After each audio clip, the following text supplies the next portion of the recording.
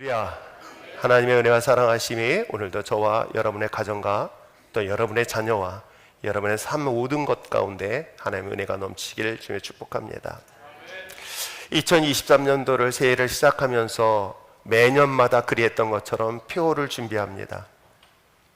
그 표를 준비하면서 과연 우리 교회에게 주신 비전, 우리에게 주신 그 하나님이 주신 소망이 무엇일까를 정말 많이 고민하면서 표를 준비를 하고 있습니다.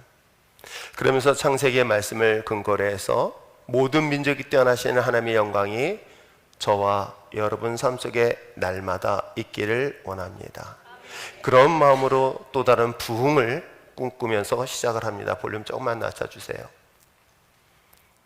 잘 들리시죠? 네.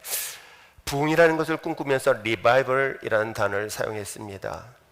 이 리바이벌이라는 단어를 사용하는데 대부분의 경우는 옛날 과거에 부흥했던 것들을 꿈꾸며 again revival이라는 단어를 사용합니다. 그러나 저는 지난 시절에 있었던 부흥을 꿈꾸고 있지 않습니다. 제가 아무리 꿈을 꾼다 하더라도 20대로 돌아갈 수 없지요. 물론 내 마음은 회춘하고 싶습니다. 그러나 돌아갈 수 없습니다. 내가 아무리 좋은 약을 먹고 또 좋은 것을 가지고 내 몸을 관리한다 하더라도 저는 20대로 돌아갈 수 없습니다.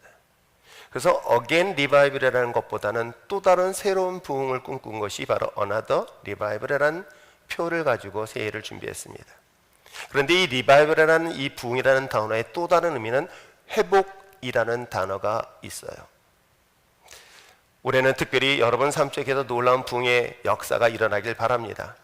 그러면서 또 하나 우리가 꿈꾸고 있는 것이 하나 있다면 저는 회복이라는 단어를 오늘 이 시간 진지하게 고민해 보는 시간 되어지기를 바랍니다. 특별히 이 회복이라는 것은 어떤 의미를 갖고 있을까? 제가 처음 우리가 찬양을 부르면서 행복이라는 찬양을 저희 부부가 처음 특송하면서 여러분들에게 소개를 한 적이 있습니다. 그래서 여러분들에게 오늘은 많은 질문을 할 것입니다. 그리고 그 질문에 대하여 스스로가 고민하고 스스로가 답을 찾는 시간이 되어지기를 바랍니다. 여러분 개인의 삶에 있어서 또는 여러분의 가정에 있어서 때에 따라는 여러분이 속해 있는 직장과 사업장 등등에 속해 있는 곳에서 여러분들이 정말 회복해야 될 것이 무엇이 있을까? 내 가정이 회복되어지길 원합니다. 나의 삶이 회복되어지길 원합니다. 또는 내 가정과 사업장, 내 직장이 하나님의 은혜 가운데 회복되어지길 원합니다 라고 소망 가운데 나오시는 분들도 있으며 또 그러한 기도의 제목을 가지고 이 자리에 나오신 분들 또한 있을 것입니다. 과연 무엇 때문에 우리가 이 회복이라는 단어가 필요할까요?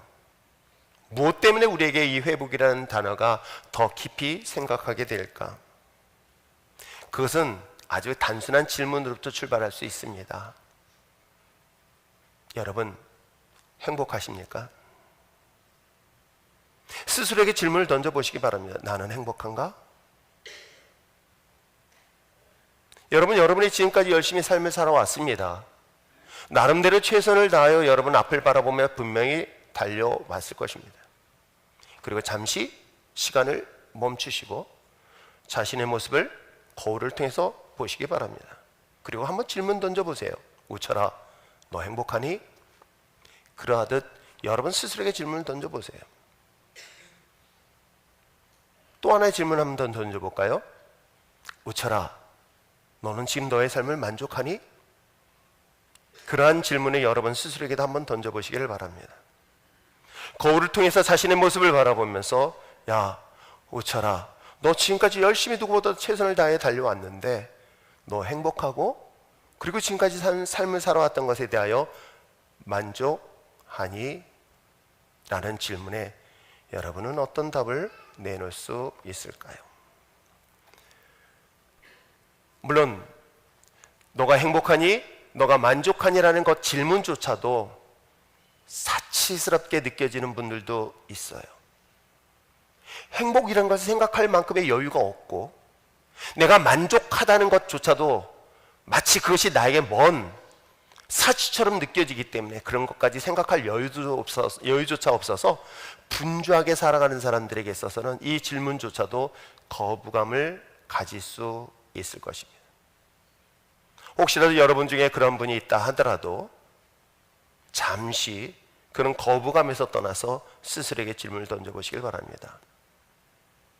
나는 지금 행복하다라고 말할 수 있을까? 나는 지금 내 삶을 만족하다라고 고백할 수 있을까? 인생을 살아가면서 많은 것들이 필요한 것들이 있습니다. 그렇기 때문에 이 만족함을 위해서 필요한 것들을 찾느니 그것이 물질도 될 수 있고요, 때에 따른 사랑하는 사람도 그 중에 하나일 것입니다. 때에 따른 명예도 그 중에 하나일 수 있습니다. 내가 무엇인가를 만족하기 위하여 수없이 채우는 가운데서 특별히 신의 존재가 필요한 사람들이 의외로 많이 있습니다.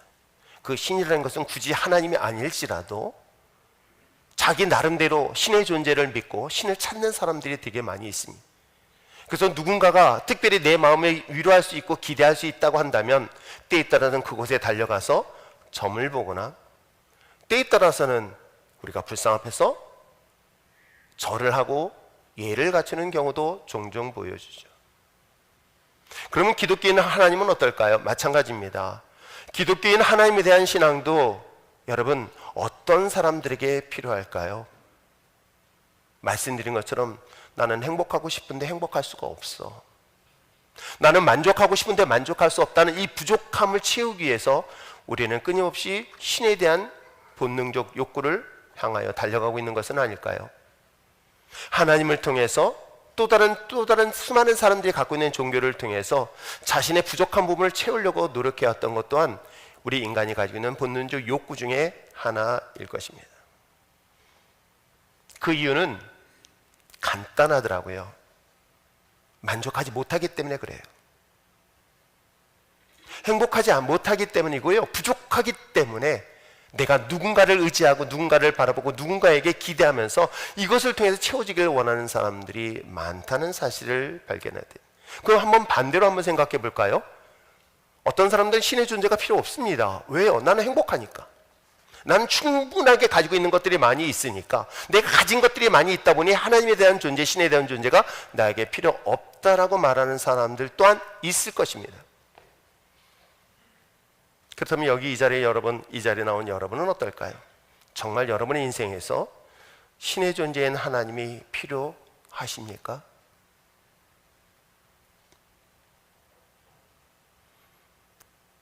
저는 오늘 성경 속에 기록되어 있는 많은 주제 중에서 회복이라는 단어로 출발했습니다. 그 회복이라는 리바이브라는 단어는 부흥하고도 연결되어 있다라고 말씀을 드렸습니다. 근데 여러분, 회복이라는 것의 의미가 무엇입니까? 회복이라는 것은 원래 있었어요. 원래 가지고 있었습니다. 소유하고 있었던 거예요. 그런데 어느 순간인가 이것을 잃어버린 거예요. 분실했다는 것이겠죠. 여러분, 제가 원래 건강했습니다. 그런데 그 건강을 잃어버리고 났더니 그 건강을 다시 한번 찾는 것을 뭐라고 그러죠? 그걸 회복이라는 의미를 쓰고 있어요. 병원에 입원했습니다. 입원하기 전만 해도 건강했습니다. 그러나 몸에 이상이 생겨서 병원에 입원해서 잠시 동안 치료를 받습니다. 그러면 사람들이 뭐라고 얘기하죠? 회복할 것을 축복해줘요. 그래서 회복이라는 단어는 원래 있었습니다. 원래 가지고 있었습니다. 그것을 잠시 동안 잃어버렸던 것을 다시 찾는 것, 다시 원위치 되는 것, 이것이 바로 리바이벌, 회복이라는 단어의 의미겠죠. 그러면 다시 질문을 통해서 한번 여러분 찾아봅시다. 여러분 행복하십니까? 그런데 그 행복은 원래가 우리에게 있었다 없었다? 있었다는 거예요. 여러분, 만족한 단어를 생각해 본다면 원래는 만족이라는 단어도 우리에게 있었다 없었다? 있었다는 거예요. 그런데 그것을 잃어버렸기에 오늘 회복이라는 단어를 통해서 다시 우리 인생의 만족, 인생의 행복을 찾는 그런 여러분 되시기를 다시 한번 주의로 부탁드립니다. 그 이야기가 어디에 있는지 아십니까? 그게 바로 성경에 기록되어져 있습니다. 창세기 1장부터 계시록까지 전체 66권의 이야기가 하나님이 원래 우리에게 주신 행복, 하나님이 원래 우리에게 주신 축복, 하나님이 우리에게 원래 주셨던 그 만족한 삶에 대하여 회복의 이야기, 회복의 메시지가 있는 것이 바로 바이블 성경의 스토리이기도 합니다. 그렇다면 우리가 오늘 이 시간, 특별히 오늘 설교 형태가 조금 독특하긴 하지만 제가 좋아하는 강의 형태로 여러분들 오늘 설교를 이끌어갈 것이니까, 강의, 옛날에는 끊임없이 눈 감고 졸던 그 시간에서 강사의 탁월한 능력에 따라서 잠이 사라지고 너무나 즐거운 강의의 시간, 설교의 시간이 될 줄 믿습니다. 자, 그렇다면 성경을 통해서 이야기하고 있는 것처럼 원래 가지고 있던 행복, 원래 가지고 있던 축복, 원래 가지고 있던 그 만족인 과연 성경에서는 어떻게 출발하고 있는지 아십니까? 그건 창세기 1장으로부터 출발을 하고 있습니다. 자, 창세기 1장에서 하나님께서 우리를 만드셨습니다. 물론 이 부분을 믿기가 어려운 분들이 있어요. 그래서 우리 아이들한테 얘기합니다. 엄마랑 내가 얼마나 열심히 노력했는지 아니? 그래서 내가 너를 만들었다. 그랬더니 그 아들이 이렇게 항의합니다. 언제 만드는 걸 참 본 적이 없다는 거야. 제가 그 얘기하면 뺨싸대기 때리고 싶을 거예요. 내가 얼마나 수고를 했는데, 내가 너를 낳기 위하여 수고하기 위한 그 과정들. 여러분, 우리 여진이가 이제 오늘 출산을 합니다. 오늘 입원하고 내일 출산합니다. 10개월이라는 기간 동안에 그 태중에 있는 생명이 자기가 태어나는 걸 본 적이 있다 없다? 아니, 본인이 여러분들이 태어난 걸 본 적이 있다? 아니, 여러분 스스로가 출산하는 과정을 본인이 다 느꼈다. 그래 놓고 뭐라고 얘기하냐면, 내가 왜? 그래서 나는 하늘에서 태어났다. 나는 어디에서 태어났어요? 어디서 났다? 다리 밑에서 주워왔는 줄 알고 있었던 사람들. 여러분, 그것이 인간이 태어난 이 신비스러움에 대한 본인은 보지 못했지만 태어났음을 믿어요. 마찬가지로 창세기에서는 인간을 창조한 이야기를 하고 있어요. 태초의 인간을 창조한 이야기. 누구의 형상으로 지었을까요? 성경은 놀랍게도 하나님의 형상으로 인간을 지었다라고 하고 있는데 1장 27절에 이와 같이 설명을 하고 있습니다. 한번 읽어볼까요? 다 같이 읽겠습니다. 시작.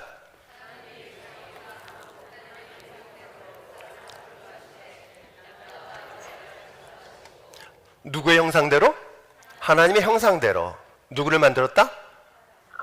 남자와 여자를 창조하셨다 라고 성경은 말하고 있어요. 자, 여기서 질문을 한번 던져봅시다. 물론 이 질문은 오늘 여러분에게 답을 내릴 거 아니고 여러분 스스로 고민하시고요, 나중에 기회 되면 저랑 성경 공부할 때 그 질문에 대한 답을 찾아봤으면 참 좋겠습니다. 다음에 성경 공부를 하라고 꼬시고 있는 것입니다.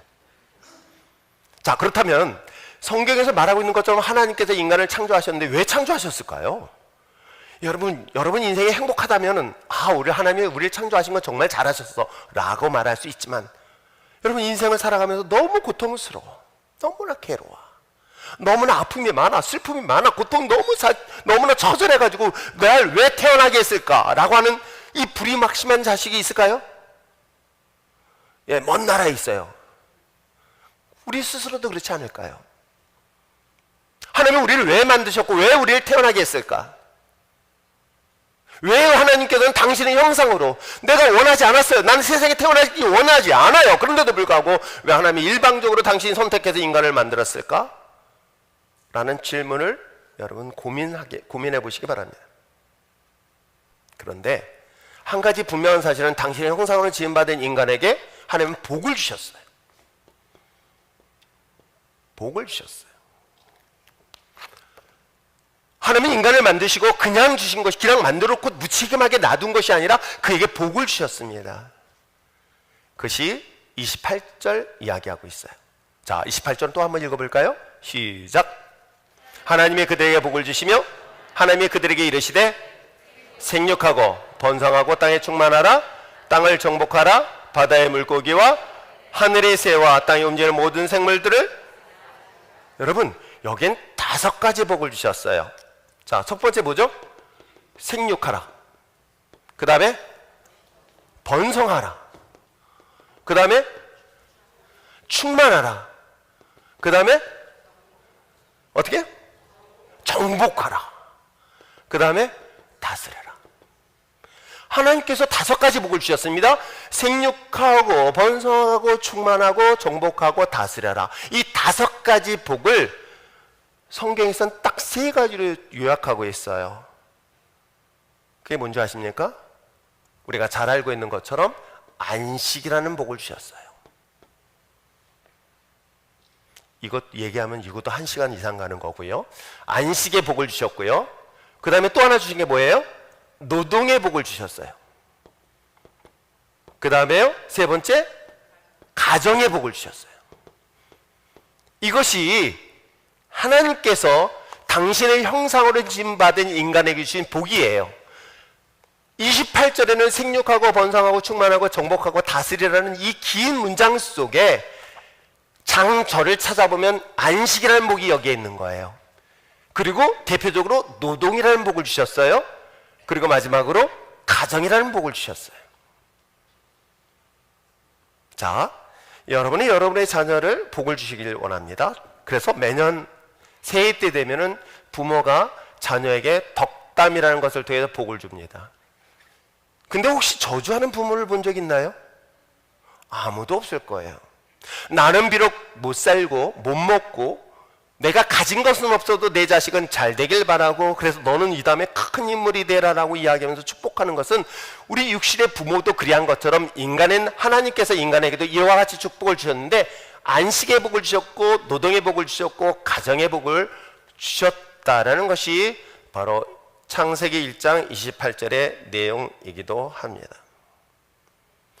자, 그러면서 이런 것들을 우리가 하나님께서 이 성경 속에 말하는 그 원리들이 우리 삶 속에서도 굉장히 쉽게 볼 수 있는데, 저 기억 속에는 아버님이 너 이렇게 세뱃돈 주잖아요. 세뱃돈 주면서 뭐라고 얘기하냐면 이게 더 큰 돈이니까 너 조심해라 하거나, 아니면은 세뱃을 드리고 나면 그 세뱃돈이 누구한테 가요? 다 해보죠. 우리 손자를 데려오면 참 좋은 게 하나 있어요. 손자를 여기다 딱 풀어놓으니까는 한번 이렇게 풀어놓고 들어오니까 주머니에 돈이 이만큼 들어와요. 아, 내가 갖고 싶지만 엄마가 가져와요. 근데 그 엄마가 혼자서 가져요? 인마이 포켓 안 해요. 요즘은 엄마들이 어떻게 하냐면 그 아이들을 위해서 통장에서 저축을 해주는 걸 아시죠? 왜 저축을 할까요? 혹시라도 큰 돈을 가지고 있다가 큰 아이들한테 빼앗기면서 혹시라도 위험을 당할까 봐. 그래서 돈을 주면서 저한테 조심하라고 주의를 주었던 것처럼 하나님께서 인간에게 복을 주면서 안식, 노동, 자, 가정에 복을 줄 텐데 대신 주의를 해라, 주의사항을 알려줬어요. 아세요? 주의해라.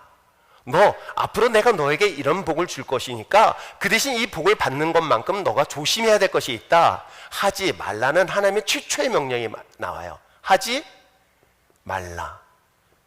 근데 이거 하지 말라고만 하지 않아요? 하라라는 명령을 주세요. 그러니까 하나님의 최초에 주신 명령은 딱 하나, 두 개. 하라, 하지 말라. 되게 쉬워요. 안 쉬워 보이는 얼굴이네요. 되게 쉽습니다. 야, 이건 하고 이건 하지 말라 그랬어요. 왜냐하면 하나님께서 하라는 명령과 하지 말라는 성경 속에 등장하고 있는 명령은 아주 간단했습니다. 그건 뭐냐면 창세기 2장 16절과 17절에 말씀하고 있어요. 자, 16절과 17절 말씀 한번 읽어볼까요? 시작. 그 사람에 명하여 이르시되, 자, 잠깐 앞부분. 동산 각종 나무의 열매는 임의로 먹다는 것은 뭐냐면 마음대로 먹으라는 거예요. 너 마음대로 먹어라. 먹으라는 것은 하라 명령이에요. 뭐예요? 야, 이 에덴 동산에 이 많은 열매들이 있단다. 그 많은 열매들 중에서 각종 모든 열매는 어떻게 하라? 마음껏 먹어라 라고 첫 번째 명령을 하신 거예요. 하라는 명령이에요. 근데 하지 말아야 될 게 딱 하나 있어요. 자, 수많은 열매들은 다 먹어도 돼. 근데 이거 하나만은 먹지 말라. 계속해서 자, 읽어보시기 바랍니다. 뭐예요? 예, 선악을 알게 하는 나무의 실과 요거는 먹지 마라. 그러면 하나님의 명령이 쉬울까요? 어려울까요? 잘 생각해 보세요. 자, 많은 거는 해. 그러나 이거는 하지 마. 하나는 딱 하나 하지 말라는 건 하나고요. 많은 건 해도 된다 했었을 때 하나님의 명령은 우리에게 쉬운 명령이었을까요? 어려운 명령이었을까요? 분명히 하나님은 우리에게 쉬운 명령을 주셨어요. 저는 여기에서 또 다른 질문을 하게 되었어요. 사춘기 시절에 아주 반항적인 신앙을 가졌던 저에게 있어서 아주 고민스러운 게 하나 있었어요. 아까 첫 번째 질문이 뭐였죠? 하나님이 인간을 왜 만들었을까? 처음부터 만들지 않았으면 저와 여러분 만날 일이 뭐가 있겠습니까? 이 시간에 늦잠 잘 일도 없네. 저와 여러분이 없었으니까. 굳이 학교 가서 역사를 공부할 일이 뭐가 있겠습니까? 왜 인간을 만드셨을까? 라는 그 첫 번째 고민뿐만 아니라 저는 이 선악을 한 나무의 실과에 대한 고민을 하게 됐어요. 이 선악을 알게 한 나무의 의미가 뭘까? 이 선악을 알게 한 나무의 열매의 뜻이 무엇이며 무엇이기 때문에 오늘 하나님께서 특별히 이걸 만들었을까? 그것도 에덴 동산이라는 그 아름다운 동산 맨 꼭대기에 사람들이 보기 좋은 그런 열매를 만들어 놓은 거야. 차라리 이게 저 구석에다 집어넣지. 안 그런가요? 맨 안 보이는 데 놓지. 왜 제일 보이는 곳에다가 그 나무를 심어서 왜 인간을 먹게 했을까? 그러면서 두 번째 질문이 뭐였냐면 선악을 위한 나무의 의미가 뭘까? 그 의미가 무엇일까? 그리고 또 하나, 그걸 왜 만들었을까예요. 왜 만들었을까라고 여러분 생각하십니까? 이걸 중학교 2학년 한참 반항기 심했던 저의 궁금한 질문이었어요. 선생님들을 참 무지하게도 괴롭혔던 질문이었어요. 저를 담당했던 전도사님을 가장 괴롭혔던 질문 중에 하나이기도 하고요. 권사님, 장로님들을 괴롭혔던 질문 중에 하나예요. 왜 만들었을까요? 하나님은 아담과 하와가 이걸 먹을 걸 알았을까요? 몰랐을까요?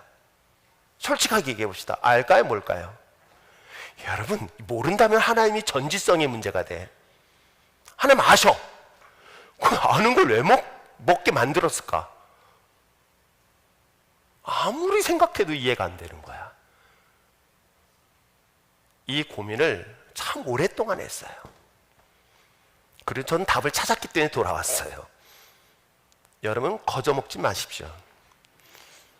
그 고민을 여러분 하시고 나중에 기회 되어지면 저랑 성경 공부에 도전해 보시기 바랍니다. 제가 성경 공부할 때는 처음부터 하나님 믿으라고 하지 않습니다. 아니, 여기 계신 분들 중에 조금 이 자리에 나오신 분들, 저는 하나님을 무조건 믿으라고 하지 않아요. 왜 하나님을 무조건 믿어야 됩니까? 그럼 무조건 믿을 거라면 머리를 왜 주셨어요? 이해가 안 되는 걸 무조건 믿으라고요? 제가 중학교 때 하나님을 떠나게 된 가장 중요한 결정적 이유가 이것 때문이었어요. 선악을 위한 나무 실과를 무조건 믿어라. 너가 믿음이 없기 때문에 그것을 받아들이지 못한다고 저를 정죄할 때요, 너무나 화가 났어요. 그래서 저는 여러분들에게 분명히 이 자리에 얘기해요. 하나님 믿지 마세요. 그랬더니 안 믿어도 돼. 아싸. 그러지 마시고요. 하나님에 대하여 무조건 믿으라기보다는 이 성경을 이야기하고 있는 그 하나님에 대한 이 고민을 하세요. 물론 고민하기 싫은 사람한테 고민하라는 것도 이상하긴 하죠.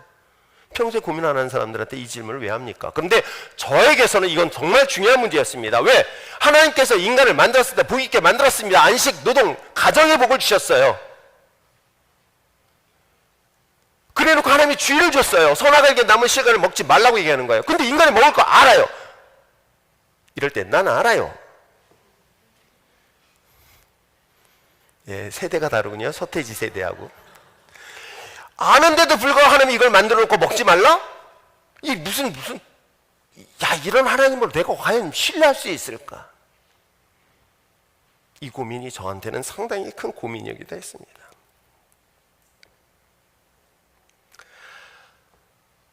여러분, 이 고민 속에서 여러분들은 어떻게 이 문제들을 해결할 수 있을까? 이걸 어떻게 하면 이 문제를 여러분들이 풀 수 있으며 이 문제에 대한 답을 찾을 수 있을까? 그러니까 여러분, 저랑 같이 성경 공부할 때 또 다시 한번 얘기를 해보도록 하고요. 자, 아무튼 하나님께서 인간에게 이걸 먹으면 어떻게 된다는 거예요? 너 선악을 위해 남은 실과를 먹으면 어떻게 된다? 뭐라 그랬어요? 창세기 2장 7절에 아주 하나님이 경고를 하셨어요. 너 내가 이것은 하고 이건 다 먹어도 되면 이건 먹으면 안 돼. 왜? 먹으면 어떻게 된다? 2장 7절에 뭐라고 했어요? 내가 먹는 날에 그래서 먹고 죽었어요. 그럼 저와 여러분이 없어야 되잖아요. 저는 성경을 보면서 그게 거짓말인 줄 알았어요. 가급적 성경은 제가 지우라고 하기 전까지는 올려놔줬으면 좋겠네요. 여러분 보세요. 먹고 정말 죽는다 그랬어요. 근데 성경을 잘 보세요. 죽었어요, 안 죽었어요? 안 죽었어요. 반드시 먹으면 죽는다고 했는 그 인간에게 있어서 죽지 않았어요. 근데 2장 7절에 뭐라고 그래요? 인간에게 그 코에 생기를 불어 생명이 되었다라고 기록하고 있어요. 즉 여기서의 죽음이라는 것은 육체를 죽은 것이 아니라 인간을 흙으로 만들었고 그 코에 생기를 불어서 하나님의 영, 즉 살아있는 영의 상태를 어떻게 해요? 그 영이 죽어버린 거예요. 비어있는 상태로 만들어버린 거예요. 그리고 뭐만 남아있어요? 살아있는 육체만 남아버린 거예요. 이해하시겠어요?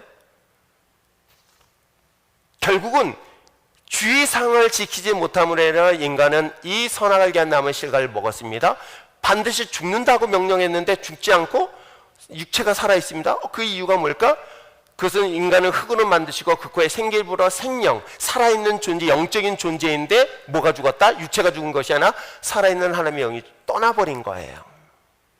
우리가 부부가 살면서 마음이 떠나면 죽어있는 마음의 상태 이해하시겠죠?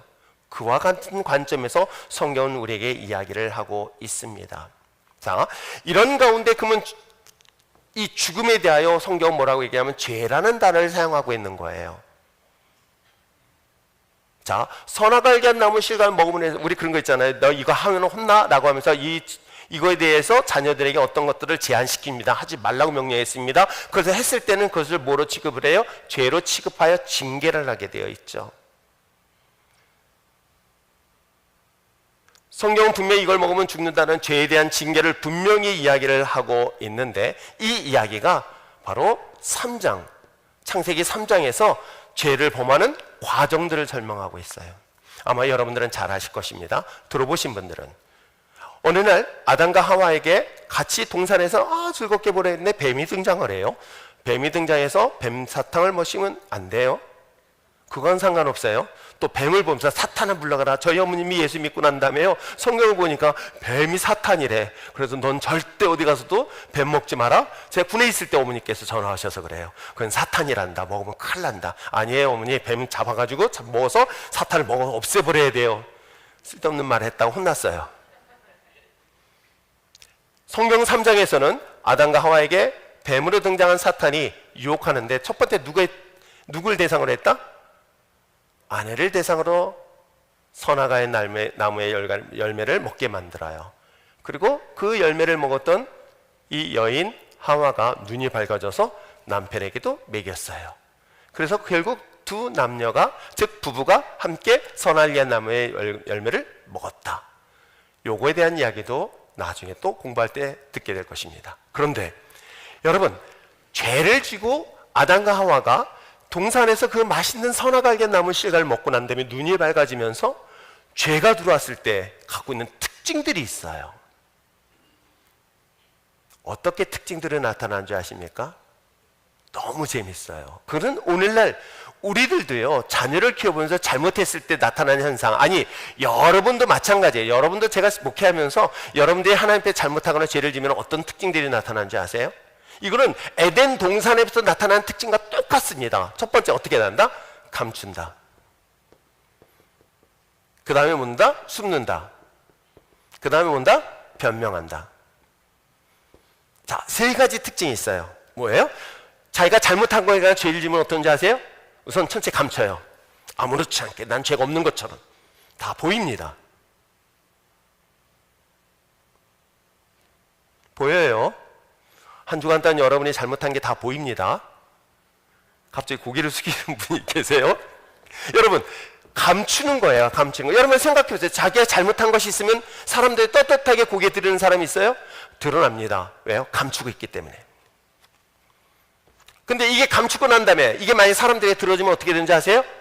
도망가서 숨어버려요. 아세요? 숨어요. 그리고 난 다음에 잡혔어요. 자, 죄가 없는 것처럼 나는 이렇다라고 했다가 사람들이 죄가 있는 걸 드러냈어? 그때는 도망가요. 숨어버려요. 근데 잡혔어. 그 다음에 어떻게 해요? 나는 죄 짓고 싶지 않았어. 나는 죄에 죽고 싶지 않았는데 이 사람 때문이야, 누구 때문이야 라고 뭐 한다? 변명한다, 전가한다. 여러분, 그것이 성경 속에 기록되어져 있습니다. 그것이 3장 7절, 그 다음에 8절과 12절에 나와 있어요. 여러분 읽어보시기 바랍니다. 죄가 짓게 되어지면, 그래서 여러분 아이들도 키워보면, 아니 우리 스스로도 그렇지만 아이들을 보면은 이 아이가 죄를 졌다 안 졌다 바로 알 수 있는 건 뭐예요? 무슨 얼굴 표정 보면 알아요. 애가 오버를 해. 그죠? 잘못한 날은 특별히 얼굴에 표정을 밝게 해가지고 오버해서 저에게 다가올 때, 그러면 엄마들 다 그래. 너 혹시 뭐 잘못한 거 없니? 남편이 그러죠. 남편이 뭔가 잘못했을 때는 오버를 합니다. 안 하던 선물을 가져오거나, 아니면 안 하던 애정 표현해서 여보 사랑해 하면 어떻게 해요?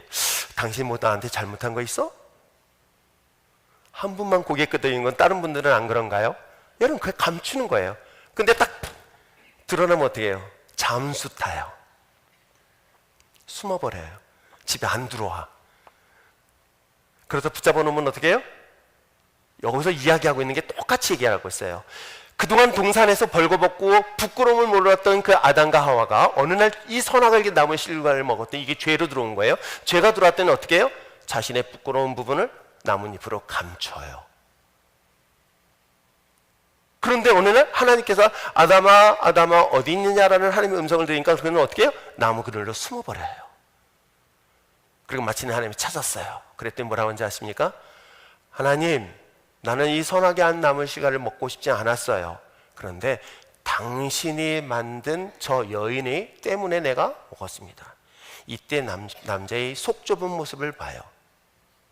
이때 남편이 하나님, 내가 잘못했습니다. 이 책임은 저에게 돌려주시옵소서. 이게 사나의 모습이에요. 이게 이수신 후의 모습이에요. 그런데 어떻게 해요? 순간 내 탓 아니야, 당신이 만든 저 여자, 제발 그렇게 하지 마세요. 그랬더니 하나님이 또 하와에게 물어봐. 너는 왜 그랬니? 그랬더니 뭐예요? 나는 죄가 없어요. 왜? 당신이 만든 저 뱀이 그렇게 날 유혹했어요. 뱀한테 묻지도 않아요. 저는 이걸 보면서 안타까운 거예요. 이때 변명하지 말고 하나님 잘못했어요, 용서해 주세요, 다 이것이 내 잘못입니다 라고 했다면, 여러분 성경은 3장까지 끝나요. 그 이상 읽을 일이 없어요. 이 무슨 말씀인지 잘 모르시죠? 성경 안 읽어봤으니. 66권까지 쓸 일이 없었어요. 3장으로 끝났고 저와 여러분 집에 에덴 동에서 벌거벗고도 있었을 거예요. 근데 끝까지 이 바보같이 감추고 숨고 변명, 내 탓 아니야, 누구 탓이야 라고 했던 이 변명이 결국 하나님은 저주를 내려요. 그 저주가 세 가지예요. 뭐예요? 이 안식의 복을 뺏어버려요. 그래서 안식이 저주가 돼서 안식의 복을 잃어버리고, 노동의 복을 잃어버리고, 가정의 복을 잃어버려요. 근데 여러분 이 안식, 이 레저라는 단어가 뭔지 아십니까? 스포츠? 이렇게 생각하지 마십시오. 이 안식이라는 단어는 놀랍게도 육신의 질병과 관계되어져요. 여러분 마음의 병이 몸으로 나타나나요? 나타나게 되어 있어요. 그래서 저는 이 안식에 대해서 첫 번째 어떻게 이야기를 하고 있냐면, 하와가 임신하고 아기를 가질 때 산거의 고통을 더하게 할 것이라고 얘기를 하고 있어요. 이게 하나님의 징계의 방법인 거예요. 그래서 어떻게 해요? 육체의 고통을 느끼게 되는 안식의 복, 이것을 잃어버리게 되죠. 또 노동은 어떻습니까? 땅이 저주를 받아요. 그리고 내가 아무리 수고해도 뭐만 얻는다? 가시와 엉겅퀴밖에 얻지 못해요. 가정은 어때요? 아담과 하와가 처음 만났을 때 눈이 뿅 갔어요. 그래서 남편은 아내를 보면서 뼈 중에 뼈, 살 중에 살, 이만한 아내가 없다라고 했던 그 부부 사이 얼마나 아름다웠을까요? 기억도 안 나죠? 처음 여러분이 사랑했던 남편과 아내를 만날 때 반응도 없습니다. 여러분 그 설레었던 그 감정들이 다 사라져버리고 뭐라고 했는지 아세요? 남편은 아내를 놀랍게도 지배한다는 단어를 사용해요. 그리고 남편은 아내를 다스린다는 단어를 사용해요. 이게 여러분 축복이 아니라 저주의 증거예요. 아내 다스리려고 하는 것. 그에 대해서 아내들은 남편한테 지지 않으려고. 이게 뭐의 결과다? 죄에 대한 결과예요. 부부는 싸워서 이겨야 될 사이가 아니에요. 누굴 지배하고 누굴 다스리는 존재가 아니라는 거예요. 원래는 부부는 그런 관계가 아니에요. 그런데 놀랍게도 선악을 한 나무의 실과의 결과물로 가정이 그렇게 깨진 거예요. 여러분, 누구는 지배하려고 누구는 다스리려는데 정상적인 사고를 가진 사람이 누가 그거의 지배를 받으려고 하겠습니까? 그러니까 갈등이 오는 거예요. 그게 저주로 나타나는 거예요. 내가 아무리 땀 흘리고 수고했는데, 여러분 생각해 보세요. 내가 노동이 축복이다 저주다 했을 때 저는 옛날에 노동이 저주인 줄 알았어요. 근데 그건 죄의 결과예요. 물론 전 농사는 못 하겠어요. 힘들어서. 열매는 좋아해요. 여러분, 내가 수고한 것에 대해 땀 흘리는 것에 대한 열매가 풍성하게 맺힌다면 일이 즐거울까요? 즐겁습니다. 그런데 내가 아무리 수고해도 땀 흘려서 수고했는데 가시와 엉겅퀴밖에 얻지 못하기 때문에 노동이 저주인 거예요. 여러분 지금까지 일한 것에 대하여 그 열매가 어떻습니까? 난 누구보다 열심히 일했습니다. 누구보다 최선을 다해 열심히 일했는데 그 열매가 어떻습니까? 다행히 여기는 큰 부자가 없어요.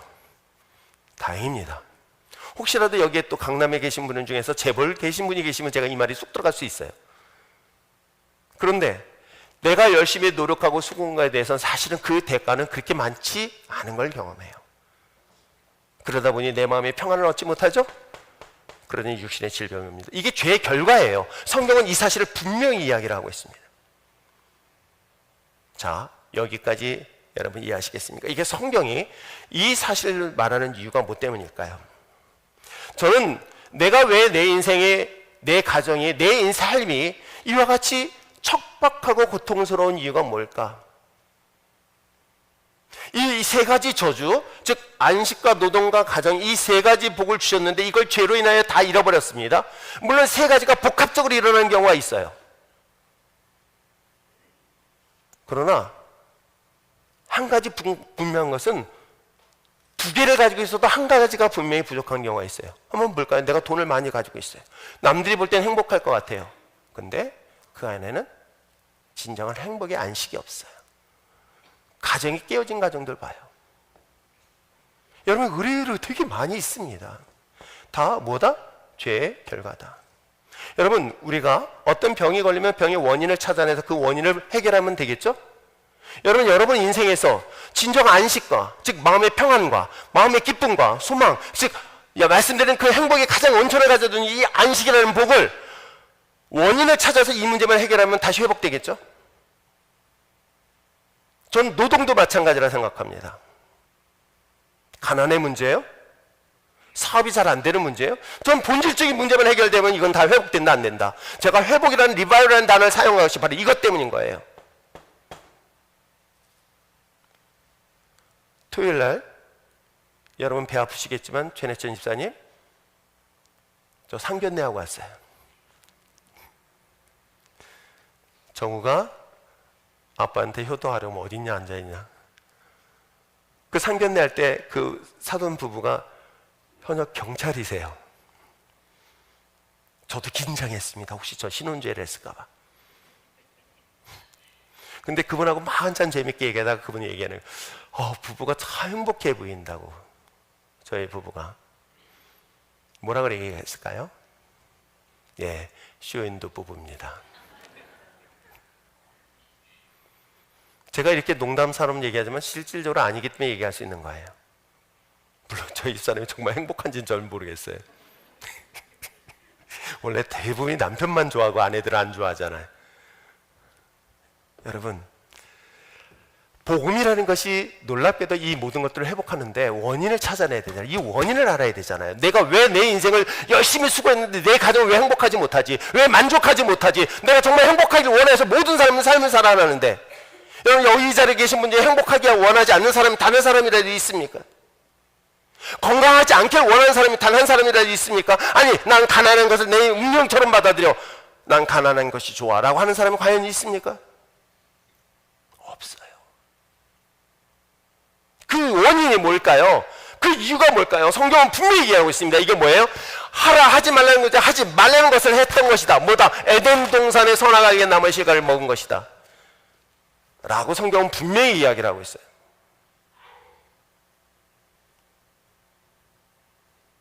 이 문제를 해결해 줄 수 있는 방법이 뭘까요?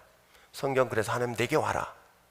이 문제를 해결해 줄 수 있는 것은 이것을 내가 너를 이렇게 복주었기 때문에 이것을 만든 창조주인 하나님 앞에 돌아오라 라고 하나님 우리에게 요구하고 있는데, 여러분 어때요? 죄의 맛을 들인 사람들은요, 죄의 맛 때문에 하나님 앞에 가까이 올 수 있을까요? 못 와요. 에덴 동산에서 선악을 한 나무의 실과를 유혹당할 때 뭐란 줄 아십니까? 보암직, 먹음직, 탐스럽다라고까지 얘기를 해요.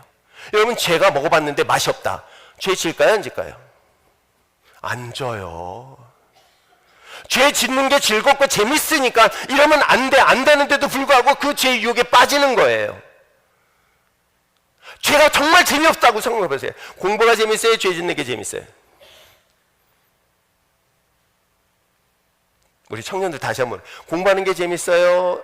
노는 게 재밌어요? 난 공부하는 게 재밌어요. 그러면 야유를 해요. 여러분 죄 짓는 것하고 우리가 말씀대로 살아가는, 이게 둘 중에서 이 죄 짓는 게 재미없으면 이걸 절대 안 하는데, 죄가 정말 달콤해요. 매력적이란 말이에요. 그래서 보암직해요. 먹음직하죠. 탐스럽다는 거예요. 에덴 동산의 선악을 나무의 실과가 눈에 보이는 것 때문에 결국 이 죄에 빠진단 말이에요. 그래서 하나님은 이 사실을 아셨기 때문에 뭐라고 우리에게 요청하셨냐면, 너 내게 와라 라고 얘기하는 거야. 내게 와라. 근데 오고 싶어도 이 유혹의 즐거움 때문에 못 오는 거예요.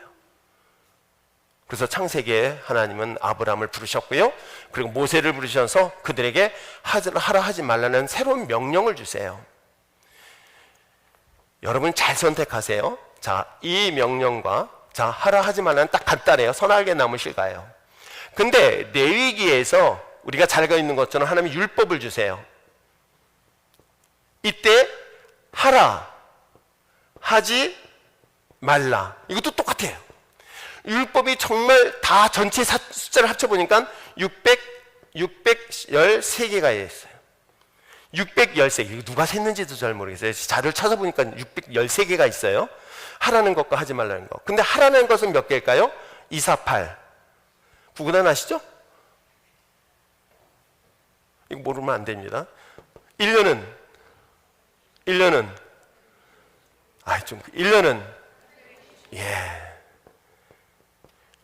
248개는 하라는 명령과 하지 말라는 것이 360회. 왜 이게 많을까? 매일같이 하지 말라는 얘기예요.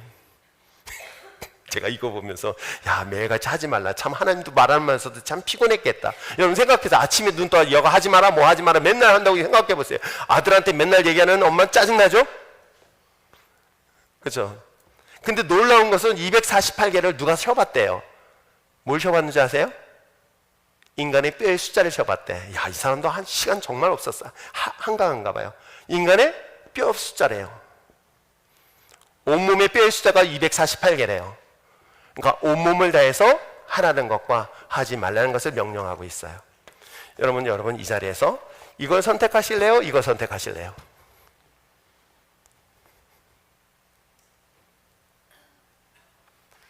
설마 이걸 선택하겠다는 사람 없을 거예요. 근데도 불구하고 하나님께서는 할 수 없이 구체적으로 얘기하는 거예요. 매일같이 하지 말라는 것과 하라는 이 율법의 613가지의 명령을 합니다.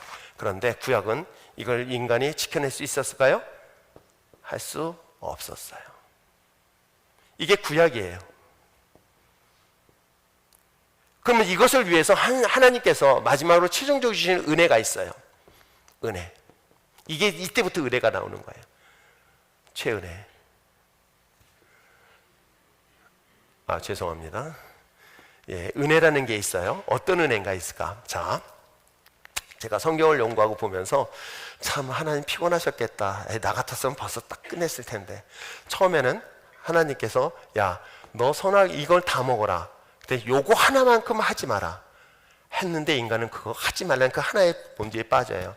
그래서 할 수 없이 인간은 그 역사 속에서 결국은 저주를 받죠. 저주를 받는 그 인간에게 있어서 다시금 다시 구원하시기 위해서 율법을 주셨어요. 그래서 하라는 명령과 하지 말라는 명령에 248개와 365개를 주시면서 이건 하지 마라 하라는 명령을 주셨어요.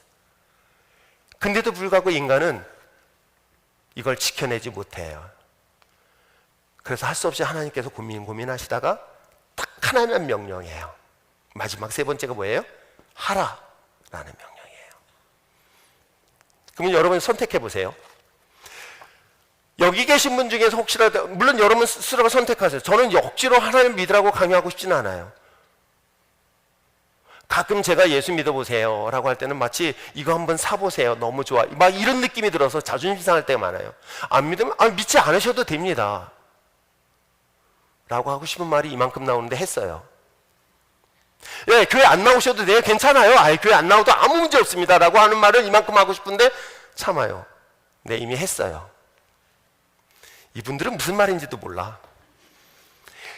이런 하나님께서 하라 하지 말라는 두 가지 명령 속에 인간의 범죄였고, 그 대신 좋아, 그러면 아주 복잡한 명령을 줄게 라고 이렇게 했어요. 그런데도 불구하고 인간은 이 복잡한 인간이 결국 못하니까 하나님께서 아주 심플라이즈, 되게 단순하게 만들어 주신 거예요. 하라라는 명령. 어떻게 하면 될까요? 믿으면 된다는 거예요. 믿으면 돼. 뭐를? 그냥 예수님을 믿고 하나님을 믿으면 돼. 나 믿어. 그냥 나만 믿으면 그러면 다시 이거 회복시켜 줄게 라고 얘기를 하고 있는 거예요. 그럼 여러분 세 가지를 선택해 보세요. 어느 선택을 하는 게 제일 지혜로울까요? 이 선택을 하라는 거예요. 여러분이 귀가 있을 때 선택을 하라는 거예요. 여러분 기회가 있을 때 선택하라는 거예요. 내가 아직까지 내 몸에 성할 때에 선택할 수 있는 그 기회가 있을 때, 이게 여러분의 인생의 마지막 기회가 될 수 있는 것 여러분 아십니까? 왜 우리 인생은 그 많은 소중한 시간들을 다 허비하고 난 다음에 그 좋은 기회들을 다 잃어버리고 난 다음에 비로소야 뒤늦게 인생을 허무하게 살겠어요?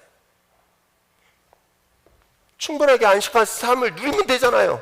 노동을 충분히 누리면 되잖아요. 가정을 누리면 되잖아요. 왜 이걸 다 잃어버리고 난 다음에 돼서야, 그때서야 주님 앞에 돌아오려고 합니까? 아니, 지금도 늦지 않았어요. 이 기회를 지금도 놓지 마시기 바랍니다. 근데 하나님은 하라는 명령보다 하지 말라는 명령보다 하라는 명령을 하고 있는 거예요.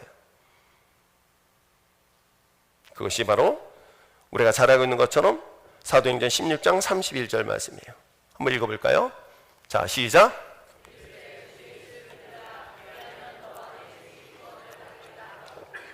그렇습니다. 아주 간단해요. 다른 거 뭐 다 정리하라는 게 아니라 주 예수를 믿어라. 얼마나 간단한 거야. 뭐 하라는 거예요. 어떻게 하라? 예수를 믿으라는 거예요. 그러면 뭐다? 너와 너의 가정의 구원에 있다. 너와 너의 가정의 구원에 임한다는 건 다시 안식이 회복된다는 거예요. 여러분, 노동이 회복된다는 거예요. 저는 경영학을 전공한 사람으로서 어떻게 하면 인생에 돈을 벌고 있고 사업할 수 있고 성공할 수 있는가, 저는 되게 저 전문가는 아닐지라도 그거에 대한 노하우가 있어요. 그런데 아주 되게 간단하더라고요. 어떻게 해요? 여러분 중에서 정말 사업에 성공하고 싶다고요? 저한테 오세요. 수익의 10%를 주는 조건으로. 그런데 노동도 하나님 앞에 이거 하라는 명령만 따르면 된다. 아주 단순해요. 저는 복음은 아주 복잡하지 않다고 그래요. 심플라이즈. 정말 단순화시키세요. 여러분의 삶을 단순화시키는 것만큼 하는 역사가 일어나요. 여러분, 인간이 복잡하면 역사도 복잡하게 일어나요. 단순한 사람들에겐 단순하게 역사가 일어난다. 이걸 하나님께서 우리에게 이야기하래요. 너 복잡하게 힘들게 하지 마. 자, 그러면 이것을 이렇게 한번 해볼래? 라고 마지막 기회를 주시는 거예요. 그것이 바로 지금 이 시간인 거예요. 그것이 여러분이 지금 예수님의 십자가 죽음의 사건인 거예요. 그럼 믿으라. 주 예수 그리스도를 믿으라. 그럼 믿으려면 어떻게 해야 되느냐라고 질문을 던져요. 무조건 믿어요? 저희죠, 무조건 믿으라고 하지 않습니다. 그래서 제가 터득한 노하우를 가르쳐주는 거예요. 말씀드렸죠? 인간이 범죄하고 났더니 하나님을 떠났어요. 왜요? 죄가 즐거워서, 재밌어서. 이게 재미없으면 와요. 근데 놀랍게도 이걸 다 잃어버리고 다 망가지고 죽음의 직전에 왔어요. 하나님 앞에 그때 돌아와. 근데 하나님은 이전에 돌아와라, 제발 돌아와라 얘기하는 거예요. 그런데 인간은 돌아오지 않죠? 마찬가지인 거예요. 여러분들이 그 십자가의 구속의 은혜를, 구원에 대한 이런 하나님의 은혜가 회복되기를 원하신다면, 하나님의 놀란 그 어나더 리바이벌의 역사를 여러분 경험하신다면 누가에게 돌아오라? 하나님 앞에 돌아오십시오. 그 돌아오는 첫 번째가 뭔지 아십니까? 돌아오는 데가 뭘 돌아와? 그게 예배 자리예요. 물론 이 자리에는 남편 또는 아내의 강요에 의해서 오신 분들도 있을 거예요. 그러나 여러분, 그 예배 자리로 나오는 것이 첫 출발인 거예요. 잊지 마시길 바랍니다. 오늘도 하나님께서 여러분을 부르시고 찾고 계세요. 탕자를 기다리며 찾는 주님처럼, 길 잃어 방황하고 있는 수많은 양떼를 향하여 주님이 애타게 찾고 부르시고 있는 것처럼 주님이 여러분을 찾고 있고 여러분을 부르시는 거예요. 여러분이 정말 행복하길 원하십니까? 여러분 삶 속에 만족을 원하십니까? 그렇다면 여러분 주님 앞에 먼저 돌아오십시오. 그것이 바로 예배 자리인 거예요. 그럼 예배 자리로 나온다고 해서 끝인가요? 절차가 있더라고요. 예배에 나와가지고요, 제가 지금 25년째 목회하는데도요, 여전히 처음이나 지금이나 똑같은 모습으로 성장하지 못한 사람들을 의외로 많이 봐요. 주일 성수 하나 지키는 것도 어렵죠? 11조 하는 것까지도 정말 이걸 못하는 사람들이 의외로 많아요. 이 성장하지 못한 사람들이 너무 많아요.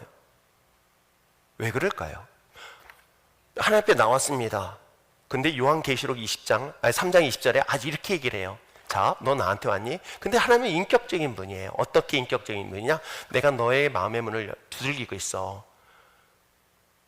내가 너에게 들어가길 원하는데, 그러려면 먼저 네 마음의 문을 열라고 얘기하고 있는 거예요. 네가 마음의 문을 열어야 그분이 내 안에 들어오세요.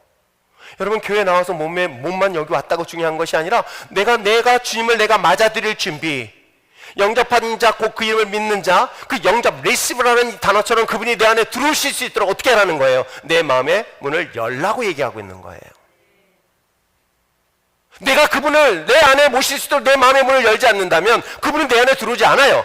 사탄, 마귀, 귀신은요, 내가 원하지 않아도 들어와요.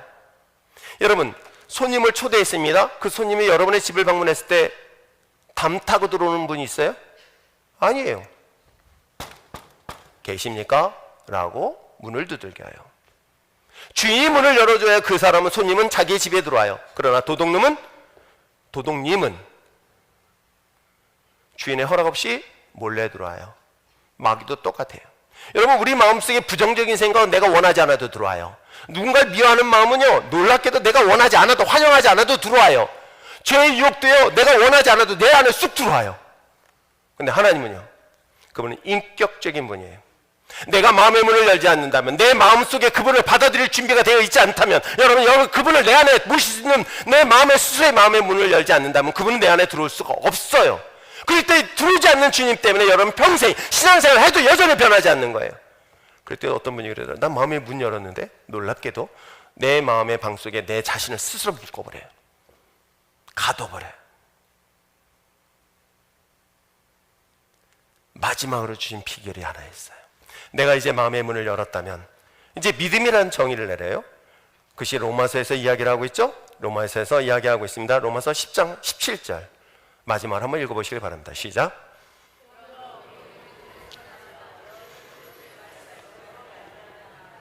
자, 내가 예배의 자리에 나왔습니다. 그리고 내 마음의 문을 열었습니다. 그 다음에 뭘 하는 거예요? listening, 들으라는 거예요. 참 은혜 좋은 분들은요, 예배 시작하고 말씀 증거할 때 찬양하다가 예배 딱 말씀 선포하면 그때부터 깊은 수렁 속에 들어가요. 혼미한 영에 빠져가지고 하다가 축도 끝날 때 정확히 잠이 깨가지고 잘 잤다고 떠나시는 분들이 있고요, 놀랍게도 말씀 듣고 여기다 다 내려놓고 가시는 분들도 있어요. 여러분, 말씀드렸죠? 하라라는 것은 간단했어요. 주 예수를 믿으라는 거예요. 근데 어떻게 믿느냐라고 한다면 주님 앞에 나와, 예배 자리로 나와라. 주님 앞에 예배 자리에 나온다면 어떻게 하라는 거야? 내 마음의 문을 열어라.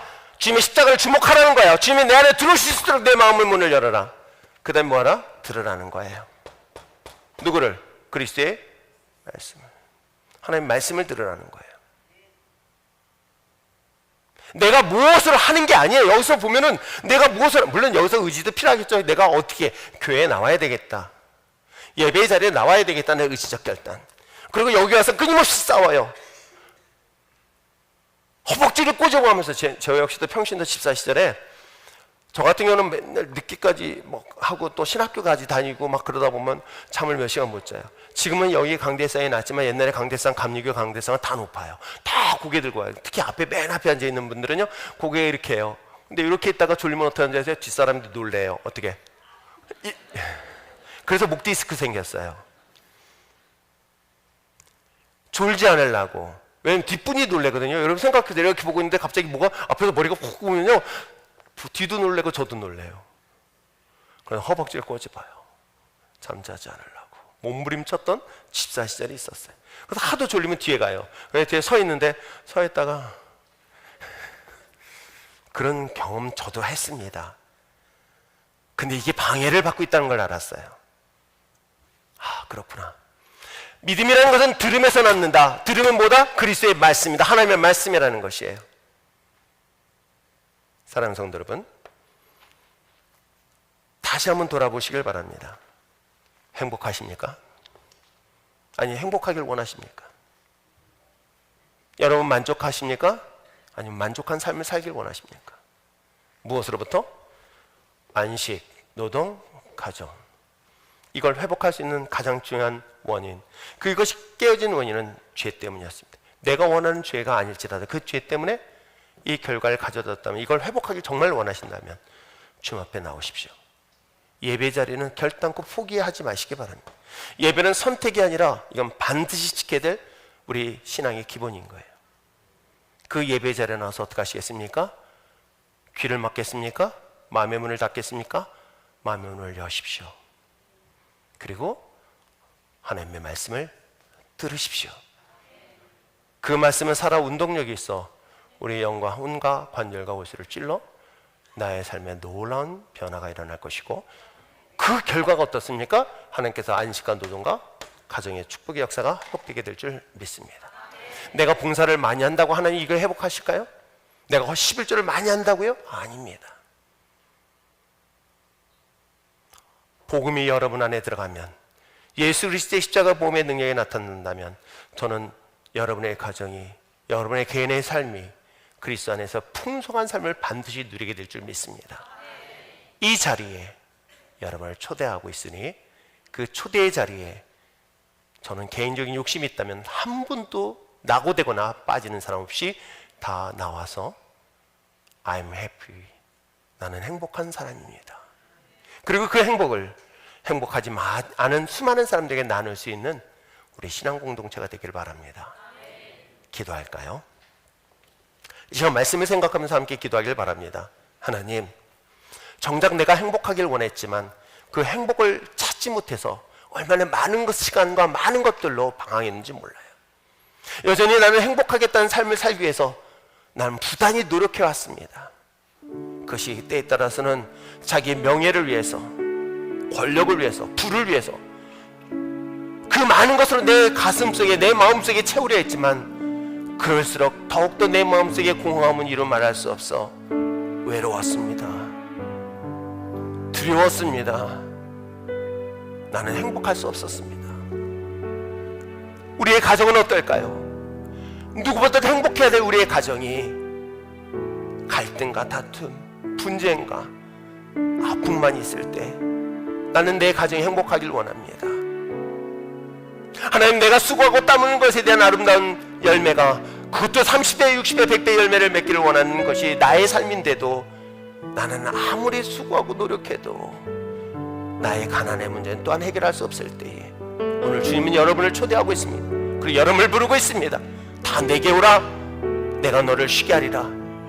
당신의 멍에는 결코 무겁지 않냐고 가벼우니. 하나님께서 여러분을 한 사람 한 사람 초대하면서 말씀하시고 있습니다. 내게 와, 너의 마음의 문을 열고 이제는 나의 이야기를 들으라고 말씀하신다면, 나의 분주했던 내 모든 것들 다 내려놓고 십자가를 바라보며 들려주신 그 하나님 말씀 앞에 우리의 삶이 나오게 하여 주시옵소서.